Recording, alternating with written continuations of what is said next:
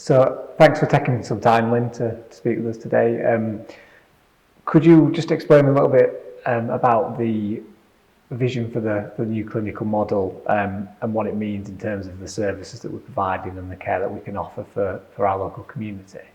Yeah, of course I can. Our vision for clinical services is to continue to provide the best possible specialist palliative care service across both our inpatient unit and community. So we continue to provide services in care homes, services for dementia patients and their families, and care at home, supporting and advising patients and families to access the best possible care. We also provide a 24/7 advice line, and that's there for anybody who needs it at any time, who can ring us and get some support. So obviously based on the financial position we found ourselves in and the changes that necessitated over the last few months, we have made some changes to our clinical model. Could you give us a bit of an overview of what those changes have been so far? Yeah, so those changes have meant that we've changed the way the teams work, particularly in community. So everybody has come together as one team, working together for community patients, particularly including things like social work, assessments and therapy assessments in the home, so that we can enable people to get the help they need quicker, which means they can, for example, go home for the inpatient unit if they want to be at home quicker. Unfortunately, we have had to reduce our services through that financial challenge and securing a different future really for us. So our clinical model focuses very much now on specialist palliative care, whereas previously we would have done quite a lot of wellbeing work in the community. Unfortunately, we've had to reduce that quite significantly, and we've also had to reduce our inpatient beds from 16 to 12. And obviously there's lots of different changes that the impact of the financial challenges have had. And as part of our Securing Our Future Together plan, there's a timeline for those changes, isn't there? So could you give us a bit of an explanation or a bit of a timeline on what has changed already and maybe what's still to come? So we've seen our changes in clinical services almost in 4 phases.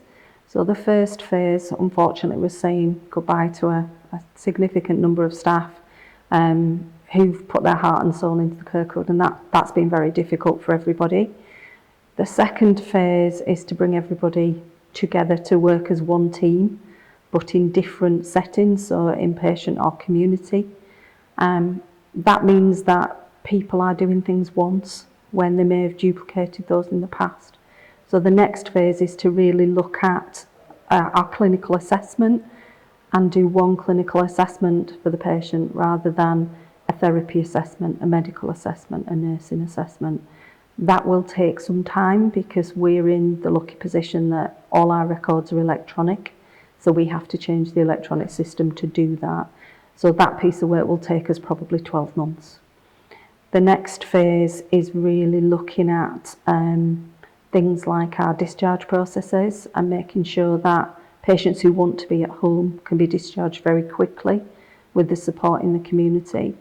And by changing our community way of working, we will be able to do that quicker in the future than we have done. That doesn't mean we'll be discharging patients who need to be on the unit, but if their choice is to be at home, we'll be able to facilitate that quickly, as we can now, but we will be doing more of that. The next phase is really to look at our System 1, which we've talked about, look at how people can continue to get engaged and involved with us, and perhaps also think about, well, not perhaps, but to think about some of the training and development, for example, some of the new roles we've got within therapy that release some of the nursing time, some of the developments we're doing that mean we're doing different social work assessments. We can't keep doing what we've done with less staff, so unfortunately the biggest change is that change to wellbeing and that presence in the community. Obviously, the period since January has been a really difficult one, and it's seen us have to make some really important changes to secure the future of the Kirkwood. And that's obviously led to some really difficult difficult choices around our staffing, and unfortunately having to say goodbye to people. But it's also meant that we've had to fundamentally change the way we run our services, especially in clinical departments and areas. Could you talk a little bit about how monumental those changes have been, how much hard work's had to go into making that possible? The changes have been really big in terms of particularly the way people work in community. So we've brought 7 teams together into one, and now that team is made up of therapists, social workers, specialist nurses, doctors, a whole team of care navigators which make a huge difference getting people the right advice they need every day. And we've had to change and bring together all of our admin team, for example, who play a vital role in keeping everything going in all of our clinical services every day. So while it's quite easy to say we've brought community together, that's been a lot of work over the last 12 weeks, and it has meant people changing their roles. Nurses that previously were on our advice line, for example, are now visiting in the community.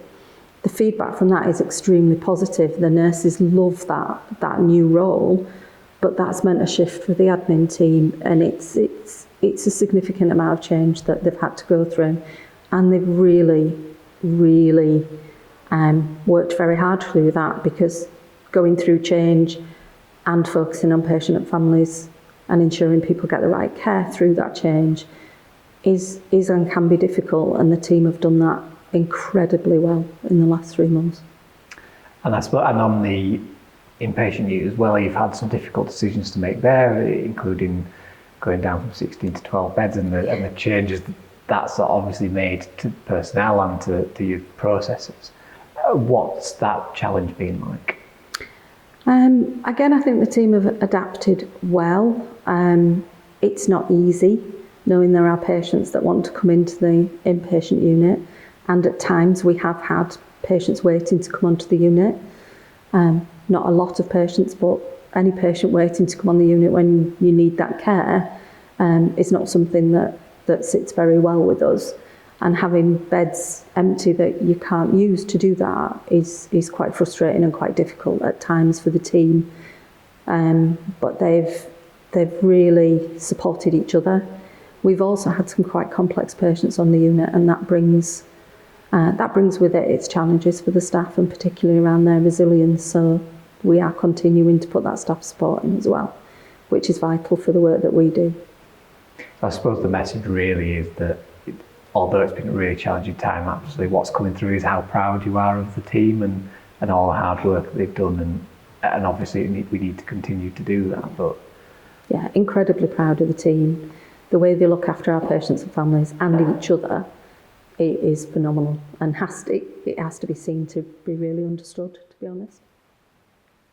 So where do you see us being in terms of where we started in 12 months? What will the differences look like, do you think?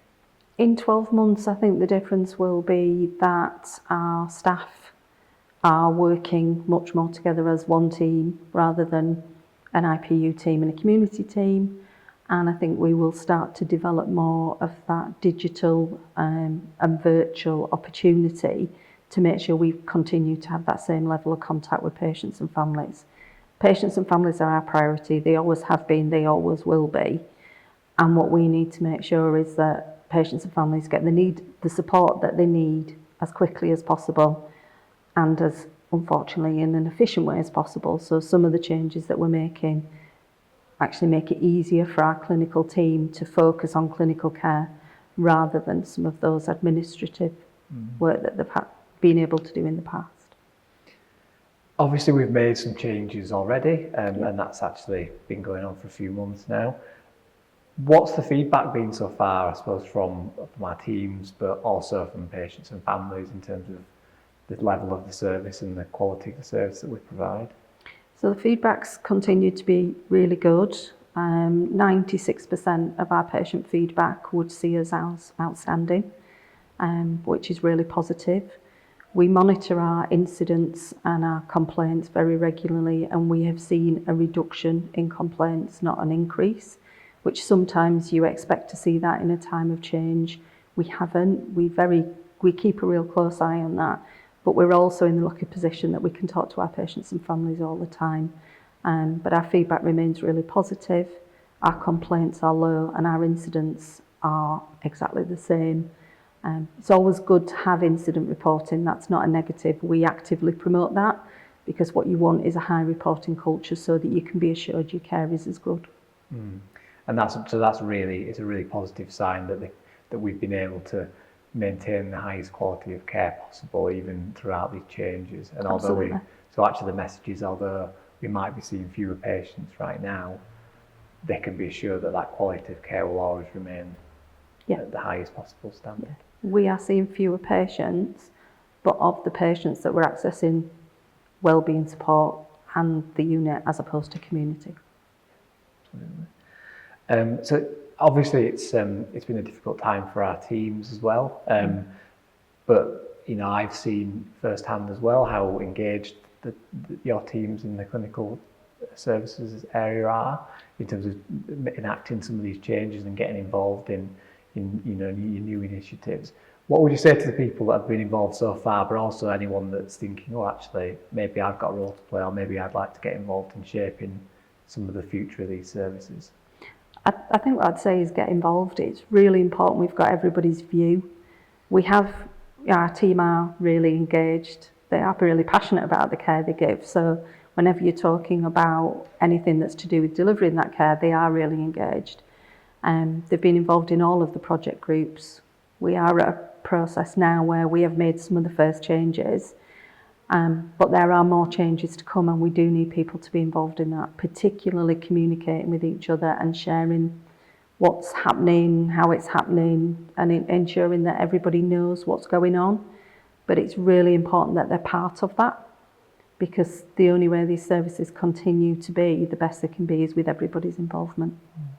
You talked a little bit about communication there, and that's really important, is it? Because we've got lots of really positive things going on, and lots of change, and lots of things that people need to know about.